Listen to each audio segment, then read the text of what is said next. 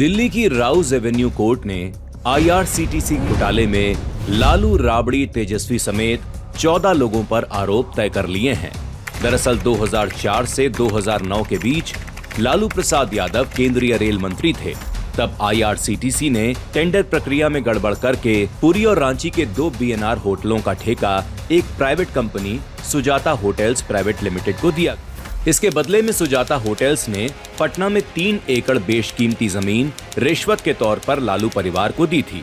पहले ये जमीन किसी बेनामी कंपनी डिजिटल मार्केटिंग लिमिटेड को दी गई थी। बाद में इस जमीन को राबड़ी देवी और तेजस्वी यादव की कंपनी लारा प्रोजेक्ट्स एलएलपी ने अधिग्रहित कर लिया। यानी लगभग 94 करोड़ रुपए की जमीन सिर्फ 65 लाख रुपए में लालू परिवार के पास पहुंच गई। ये पहली बार नहीं है जब आरजेडी और लालू परिवार का नाम इस तरह के घोटालों में जुड़ा हो। भ्रष्टाचार के मामलों में इस परिवार का एक लंबा और विवादित इतिहास रहा है। चारा घोटाला, जमीन के बदले नौकरी घोटाला, बेनामी संपत्ति जैसे कई मामलों में लालू परिवार शामिल रहा है। लालू परिवार ने हमेशा भ्रष्टाचार और निजी स्वार्थ को जनसेवा से ऊपर ही रखा है।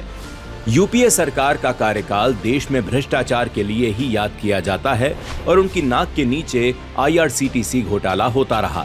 लेकिन कांग्रेस आंखें मूंदे रही, क्योंकि कांग्रेस और आरजेडी दोनों के राजनीतिक स्वार्थ गहराई से जुड़े हुए रहे हैं। इसलिए भ्रष्टाचार के मामले पर कार्रवाई करने के बजाय मामले को दबाने की कोशिश की गई। जब जब कांग्रेस और आरजेडी सत्ता में रहे हैं, उनका ध्यान कभी भी ना तो व्यवस्था सुधार पर रहा है और ना ही पारदर्शिता पर, बल्कि इनका ध्यान सत्ता से निजी लाभ लेना और परिवारवाद को बढ़ावा देना रहा है।